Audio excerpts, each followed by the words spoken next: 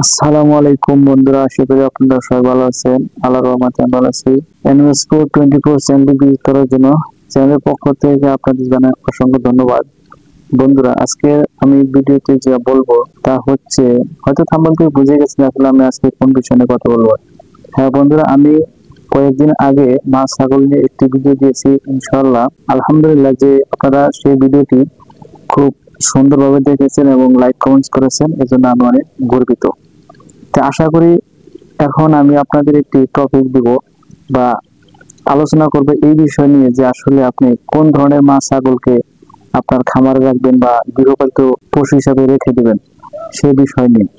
আমরা অনেকেই ভাবি যে উন্নত জাতের ছাগল যেমন বিটল, তোতাপুরি, রাম ছাগল, আরো হরিয়ানা, আরো যে অন্যান্য জাতগুলো আছে যে আমরা সেই জাত নিয়ে কাজ করি। আমি বলবো যে এটা আপনি যদি প্রথম হয়ে থাকে তাহলে আমার জন্য এটা নিতান্ত একটি ভুল ধারণা। তার কারণ হচ্ছে যে এই যে রাম ছাগল বলেন, বিটল বলেন, এগুলা যে মাছ ছাগল আছে সেগুলা কিন্তু 6 মাসে গিয়ে কখনো 2টির উপরে বাচ্চা দিবে না, অর্থাৎ ম্যাক্সিমাম টাইমে একটাও হয় বেশি। এখন আপনি চিন্তা করেন যে একটা ছাগল হইলে আপনি সেটা বাজারে নিয়ে কত বা বিক্রি করবেন। আর আমরা যারা গ্রামে থাকি তারা কিন্তু ওই হাই প্রফেশনাল দামে বিক্রি করতে পারি না, কারণ হাই প্রফেশনাল দামে বিক্রি করতে গেলে এখানে যোগাযোগের একটি মাধ্যম থাকে। যে বড় বড় যে খামারিগুলো আছে সেগুলা কিন্তু অনেক খরচা করে তারা লাভের অংশ দেখতে পায়। কি কারণে দেখতে পায়? তাদের সাথে অন্যান্য বড় পার্টি আছে, সেই বড় পার্টির সাথে তারা যোগাযোগ করতে পারে। আর আমরা যারা বাড়িতে গ্রামে থাকি, গ্রাম অঞ্চলে থাকি, তারা কিন্তু হাই পার্টিদের সাথে, বড় বড় পার্টিদের সাথে আমরা যোগাযোগ করতে পারি না বা সম্ভব হয় না।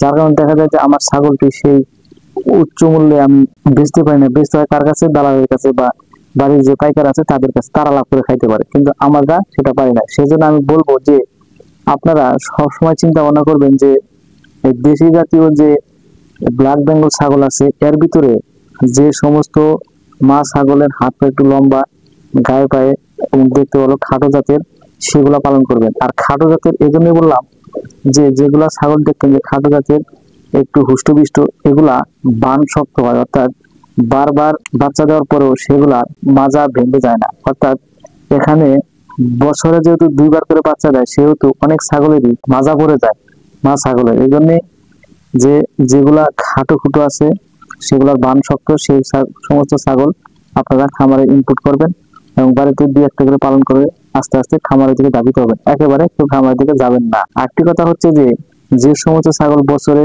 2বার বাচ্চা দিবে না সেই সমস্ত ছাগলকে আপনি রাখবেন না। অর্থাৎ একটি 6 মাস দেখে আপনি সেটাকে আউট করে দিবেন। কারণ যে আপনার দিন শেষে কিন্তু আপনার হচ্ছে যে বাচ্চার প্রোডাকশন, আর বাচ্চার প্রোডাকশন যদি না নিয়ে আসতে পারেন তাহলে কিন্তু আপনি দিন শেষে সেখান থেকে একটা ঘাটতি দেখতে পাবেন, কারণ সেখানে আপনি সময় ব্যয় করবেন। সেই সময় থেকে কিন্তু আপনাকে একটা লাভের অংশ বের করে আনতে হবে। তবে হ্যাঁ, লাভ যদিও সবকিছু আল্লাহ তাআলা ব্যতীত, তবে হ্যাঁ আমাদের মেহনত করতে হবে, চেষ্টা করতে হবে এবং এভাবে আমাদের এগিয়ে যেতে হবে।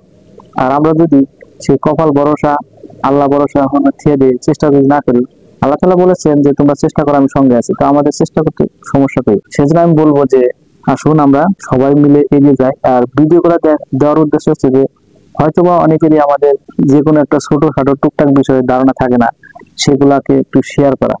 এই জন্যই কিন্তু অনেক বড় বড় কোম্পানিতে প্ল্যানার, মেইনটেনেন্স আসলে অনেক বিভাগ থাকে যে শুধু ধারণা দিবে, এই দিকে বুদ্ধি পরামর্শ দিবে। আসলে বুদ্ধি পরামর্শের দরকার আছে, সবাই মিলে যেয়ে কাজ করতে হবে।